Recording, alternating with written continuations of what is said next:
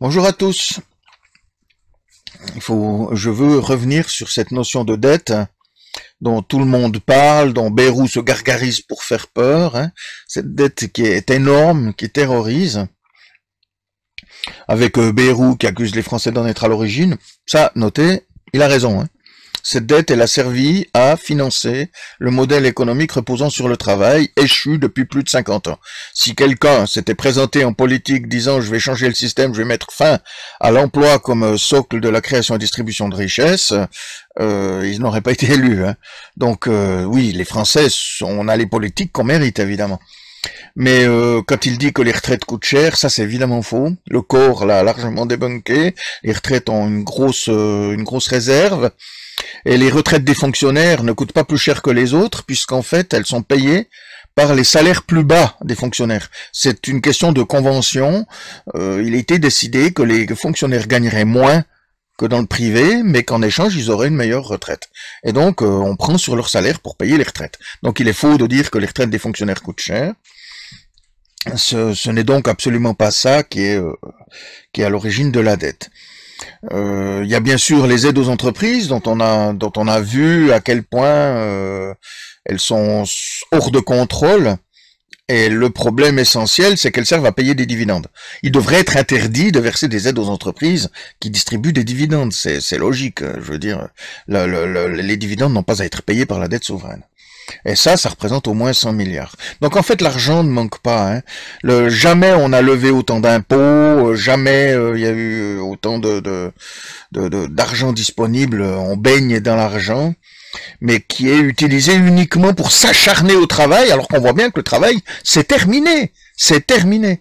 C'est vraiment quelque chose, c'est absurde de s'enfoncer continuellement dans ce modèle qui est échu depuis plus de 50 ans, qui coûte de plus en plus cher.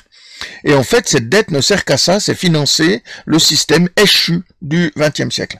Et donc, c'est forcément les Français en sont responsables, puisque c'est eux qui s'y accrochent, hein. Il pourrait faire autrement.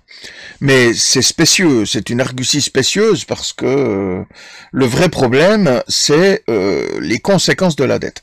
Vous m'avez déjà entendu, vous avez vu ce graphique, je vous disais que la dette double tous les 10 à 15 ans, qu'en 2032, elle sera 5 000 milliards, et ce sera la fin de la route. Et c'est vrai, il faut absolument arrêter ce surendettement, il faut le stopper, c'est nécessaire. Mais il faut quand même pas paniquer, parce que en réalité, si on retrouvait de la croissance, cette dette, on la rembourse en 20 ans. C'est pas un souci. Je veux dire, le souci, c'est que cette dette finance un système qui n'est pas capable de générer de la croissance. C'est là le vrai problème. Et en réalité, la dette, aussi impressionnante soit-il avec ses milliers de millions, comme le dit Bayrou, coûte beaucoup moins cher aujourd'hui que par le passé.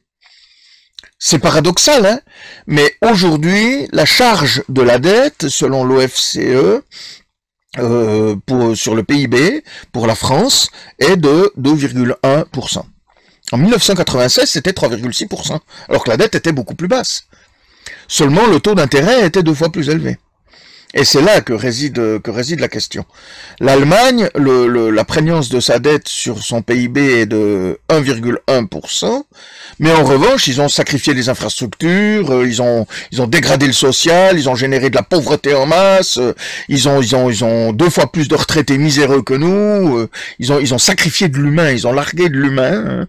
C'est à vitesse grand V pour éviter de s'endetter. Et donc voilà, donc forcément leur dette leur coûte pas cher, seulement en réalité, à côté de ça, ils ont une dette sociale, une dette infrastructurelle qui est absolument colossale. Et donc, en fait, ils sont dans la même situation que nous.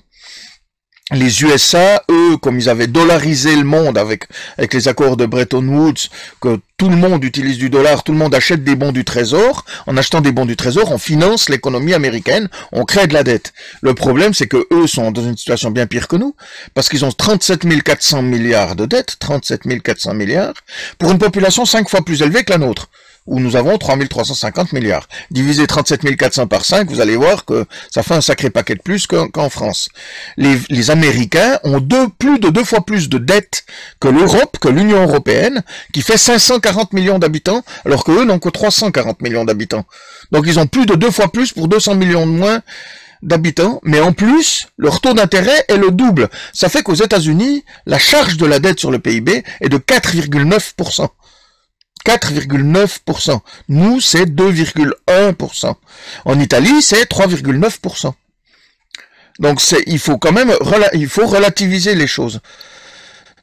Vous voyez là que la France, qui se situe ici, n'est vraiment pas le pire des pays. Il y a bien pire en termes de charge de la dette en pourcent du PIB. On peut avoir une dette beaucoup plus faible avec une charge sur le PIB bien plus élevée. Et c'est ce qui fait que la France a une grosse dette, mais elle a les moyens. Si on regarde en 1995, 1996, la France se trouvait là. Aujourd'hui, la France se trouve ici. Il y a 30 ans, elle se trouvait là. Vous voyez le delta. Donc c'est pas si catastrophique que ça. La France a encore les moyens et encore donc la possibilité de faire évoluer les choses. Donc en fait, la France est surendettée, mais elle a les moyens pour le moment. Alors ça fait que si on continue à financer ce modèle économique qui va dans le mur, on va s'y confronter, quoi. Je veux dire, on va s'écraser le nez contre. Mais à un moment donné, si on change de modèle économique, si on réalise la transition sociétale du XXIe siècle en mettant fin à l'emploi comme socle de la création et distribution de richesses, puisque c'est le système le plus inefficace qui existe et qui est échu depuis depuis 55 ans, quoi, quasiment. D'abord, on a ruiné la France pendant 15 ans avec de l'inflation, dévaluant le franc de plus de 80%. C'est VGE qui a mis ça en place et Mitterrand l'a repris de 81 à 86 où l'opposition de droite est revenue à la majorité, générant la première cohabitation qui s'est opposée à la loi de finances, mettant fin à cette possibilité et stoppant l'inflation, et à partir de là, Mitterrand a dû emprunter sur les marchés. Et puis tous, à partir de là, ont repris la chose et la dette a doublé tous les 10 à 15 ans. Et toute cette dette ne sert qu'à financer ce modèle économique échu.